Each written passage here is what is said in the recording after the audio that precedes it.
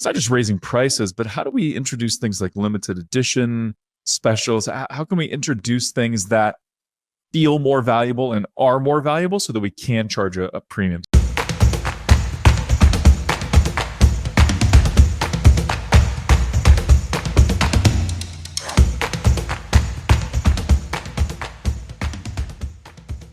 All right, Nick Flint, the buzz for right now and likely the foreseeable future is what do we do about the tariff madness that's impacting our industry? And so wanted to have you on here so we could talk briefly about what are some ways that we can mitigate risk, that we can protect profits, that we can cut costs so that we can still find opportunity for growth and opportunity to thrive even in this climate. And so let's dive in. But first of all, how's it going, by the way? I'm doing pretty good over here, really starting to dial in with some of our clients and the strategies that they have with these new changes and what they might see in their price structure differences in the future. Great. Well, email is going to play a big part of this. So Nick is our director of email. And I think now is the time we lean into the tried and true, right? Doing more for our customers, leaning into them more. Email is one of the most guaranteed returns and the lowest cost to execute on. So now is the time for email. So we'll lean into some tips there. But ultimately, what we're looking for right now and what every brand wants is how do I protect profits? How do I continue to grow? How do I protect profits? And I think ultimately the first thing, Nick, that we got to look at is how can you increase prices and or increase profit per order without tanking conversion rates, right? Without killing conversions. It's not just as simple as raising rates through the roof, right? Or raising prices through the roof, because then people will stop buying. And so let's talk through some suggestions here on what we can do. So raising prices, one thing to keep in mind, Nick, and we've been talking to a lot of our bigger clients. I've had 10 to 15 calls recently. We've been texting, messaging, talking to clients frequently. And so one thing I'm hearing a lot from bigger brands is, Nick, they're just going to raise prices. They're just going to raise them. Have not heard fully, what percentage kind of lift that's going to be. That's going to be brand by brand. It's going to be dependent on the category, depending on how much room the brand thinks they have to still remain competitive. Depends on the strength of the brand as well. But ultimately, a lot of people are just going to raise prices, right? And so I think you got to look at that, and whether that's a 5%, 10%, maybe a 20% increase, it's got to be on the table and you got to be talking about it. One of the other things that we're looking at is how do we maybe bundle things and come up with creative offers so that we can raise the AOV and like to raise the profit per order. So what are your thoughts on both of those items? What are you hearing? What are you seeing? What's funny is a lot of stuff that we're looking at, you should be doing this year round, but it's really top of mind right now. What does it come down to? Charging the right amount and then cutting your costs across the business when possible and trying to run a lean operation so you stay profitable. And it really comes to the forefront where you're starting to look at every dollar, every statement, every transaction coming through. So some of the easiest low-hanging fruit that they can be doing right now to help raise that average order value, not give away too much margin, because if you can not discount your products an extra 10%, that kind of combats that 10% extra that you're paying over on your cost of goods coming across the seas. So off the bat, one thing we've been shifting is the initial, just the pop-up offers on the site and the intro. Instead of going with like a standard, 10, 20% off your first order, we're putting a minimum threshold in there now. So, $10 off any order of $50 plus. If they're going to spend 70, 80, 90 bucks, that $10 is going to stay the same and not going to be that fixed percentage versus 20% off of your $90 order. It's $8 that the brand saves. Yeah, I love that. So, one of the best tools we have to grow our email list and grow our email marketing is the pop up and the offer. But now's maybe a time to be less liberal with your discount. So make that a flat dollar amount so it doesn't scale to infinity. Also, maybe just raising the threshold for when that kicks in. So yeah, we're going to limit that, right? I think the other thing to think about is how do we bundle products to create some interesting pricing there where we're still getting more profit per transaction, even while maybe our cost structure, our COGS have gone up. So I think that's an interesting one to look at. I know something you've talked about, Nick, and we've seen this with brands like Nike and others, is it's not just raising prices, but how do we introduce things like limited edition specials? How can we introduce things that feel more valuable and are more valuable so that we can charge a premium. So what are your thoughts on that? For these limited edition items, it works for whatever level you're at. That's one kind of really unique thing about this strategy. If you're selling a $10 cup, launching a limited edition collab with someone, or even like a new colorway you're just doing 200 of, you can now sell that for 50 instead of 10. Same thing on like the sneakers, just like you talked about, instead of $150 for these sneakers, you're now going for $180 because it's a limited edition release. So if you can find some kind of way to implement scarcity with a new product launch, a new variant. We have a coffee brand doing this. They're leaning into more select roasts from around the world. And they're really putting the emphasis on the Costa Rican farmers who are making these beans. And that's why it's slightly more per bag, but the quality is there and people appreciate it. And you also see people start to splurge on some stuff like that, when they're starting to look at their own bank accounts a little bit tighter. I'm not going to go buy a new car right now, but you know what? I'll spend 15 for a bag of coffee instead of 12. Coffee. Yeah. Totally. Yeah, every morning really then. Yeah, it's a really good thought that even when the consumer is pinched a little bit, even when the consumer confidence is low, it's not that they stop buying, right? We love to buy things. It's our favorite recreation. Retail therapy is a real thing, will always be a real thing. But yeah, how can you lean into something where, hey, okay, maybe I'm trading down in other categories, but I'm trading up in your category, and that's what you want to try to create there.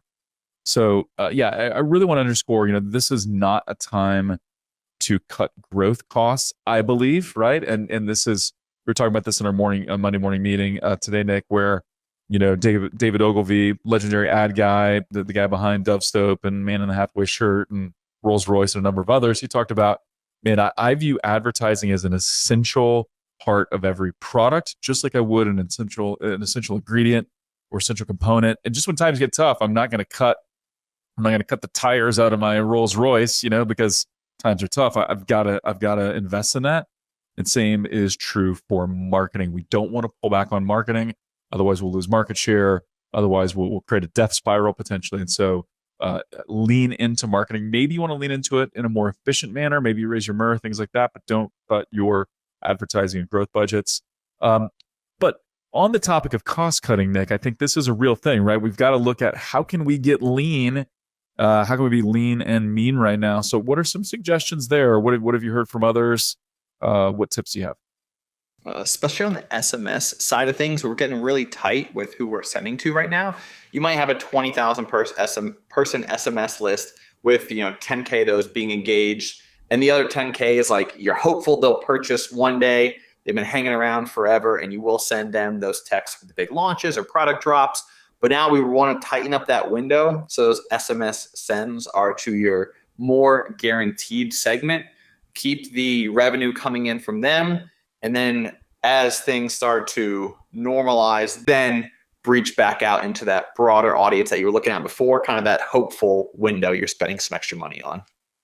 Yeah, I love it. And, one of the other things we're leaning into, we do a lot with obviously Amazon ads and Google ads and YouTube and things like that is, there are times when things are smooth and easy where maybe you kind of ignore some wasted ad spend, right? Where maybe there's some keywords that are not going to performing within Amazon ads, with Google ads, but when times are good, you kind of let that slide. We audit, dozens of accounts every month, and we regularly see, wasted ad spend in the $10,000 to $15,000 to $20,000 a month range, meaning you could cut that ad spend and sales would not dip. Now's the time to be looking at stuff like that. So don't cut your overall ad budget, but man, cut the waste. And so I think that's something you want to lean into and look at right now. One of the basic things we do all the time as an agency, Nick, is we at least quarterly, and now I'd say you should probably do this monthly, look at all your recurring expenses. What are we paying for? What tools? What softwares? What are we paying for that we're not using? And we see this a lot where maybe you're like, oh wait, we're paying for 3 multi-touch attribution tools, right? Or we're paying for these 2 tools and those reporting. We don't need all that, right? And so what can we cut to get lean and mean? Because really, I think right now we're kind of fighting and scrapping for every point of profit that we can get. And so looking to cut expenses, cut software costs, cut OpEx, things like that. What are the tips or insights you have on cost cutting, Nick? It's funny for that. That's one thing I don't recommend automating is going over your P&L. QuickBooks could automate it for you and shove into the different categories. But even for my own personal finances. On Sundays, I sit down and I go look at every line item. And if I have a late fee from my gym because I missed a class, I punch myself in the arm for that $15 fee that they hit you with. Your wife's like, Nick, push-ups right now. They get you with those cancellations. But looking at like cost cutting as a whole, get aligned with your inventory forecasting. Sitting on that extra inventory might have been a nice safe play and good to have in the future. And what if sales just spike up out of nowhere? Then I have the inventory for it. But really start to figure out how much you're selling through on a 30, 60-day basis, how much you need to be ordering so you're not running out of product, and then start saving some costs because you don't have a bunch of dead inventory sitting there in some kind of 3PL. Love it, man. And this is also the time to be looking at your 3PL. How can we cut costs there? How can we renegotiate? How can we lower shipping costs? Obviously, talking to your factory, to your factory, to the manufacturers you work with. How can we extend terms?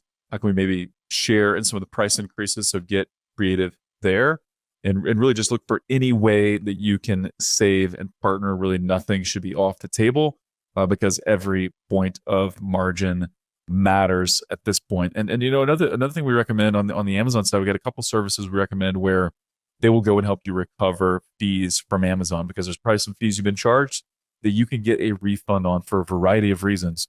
But often that amounts to $1,000, $5,000, $10,000 a month type of thing in recouped fees.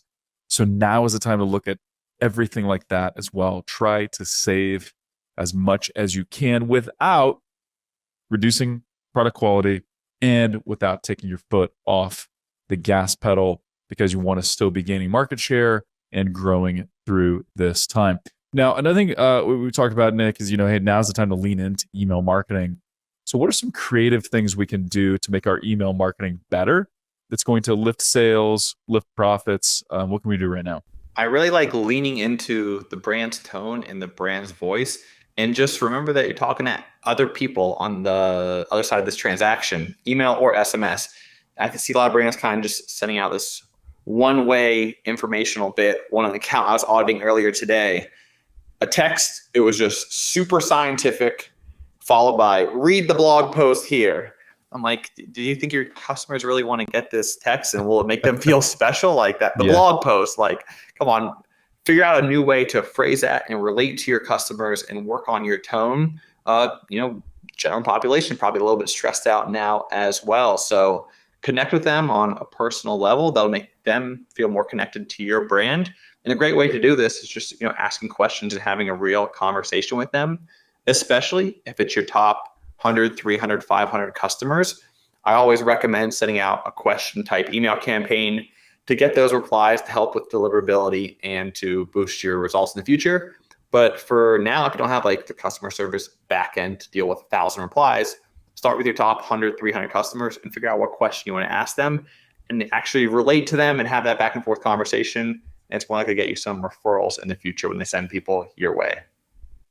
It's really great. And, one of the other things I'll mention, an idea that we did this a couple of years ago for another client where they were about to raise their prices. They had not raised prices in quite some time. And so they emailed their entire list. I think they started with their VIPs and then emailed everybody, but they said, hey, we're raising our prices on this date. Here's why. And I think it's another way where email gives you the freedom to do this. You just explain this to your customers that, hey, our cost of goods are going up 50% right now. So we're not raising our prices 50%, we're raising our prices 10% or whatever the case may be. But here's why we have to do a price increase. We have to, right? But here's what we want to do for you because you're a valued customer, locking in the existing price through this date. And what's interesting about that is it's basically a sale. It's not a sale because you're not discounting. You're just saying we're about to raise our prices, but you can order right now.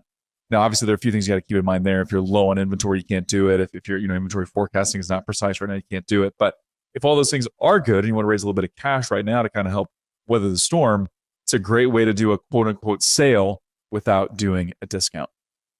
Especially if you have a subscription-based business. Hey, subscribe now, you get 10% off for every order moving forward. Yes. And that'll give them reason to not cancel in the future because they'll see those new price increases. Oh, if I cancel, then I got to come back in at this new higher rate. Yeah, and maybe make that offer just for subscriptions only. We're like, hey, we're about to raise prices, but not only are we not raising prices on our existing subscriptions, we're honoring this current discount. So get locked in now so that you don't have to worry about it later. And yeah, that creates predictable, consistent revenue, which is worth it in the long run. So Nick Flint, any final thoughts? How do we protect profits, cut costs? How do we find ways to win right now? Yeah, closing out in less than a minute here. Focus on what's working for your business right now. Probably don't use this time to test out a ton of new things that are going to cost you a lot of money. So focus on what's working for you. Communicate with your customers openly and like a human. Actually connect with them. Look at all of your costs. And then lastly, consult an actual tariff lawyer. Before you do something silly like try to back end this secret deal with your manufacturer where they put it as half the cost when it comes overseas and you're going to get audited and probably sent to prison. Dodge all that by talking to an actual professional, because it's hard to sell products when you're in a jail cell. That cut in profits, reduced profits, much easier to tolerate than prison food. So I like that. That's really, really sound advice, Nick. I appreciate that. And just final thought as we wrap up here is that even in the midst of tariff craziness and the way this all will shake out and likely change a million times here in the coming months, there's always a path forward. There's always a way to win. There's always a way to grow. There's always a way to gain new customers. And so that's why we want to bring you solutions. And so with that, we'll wish you good luck. Thank you, Nick, for joining us. And until next time. See you then.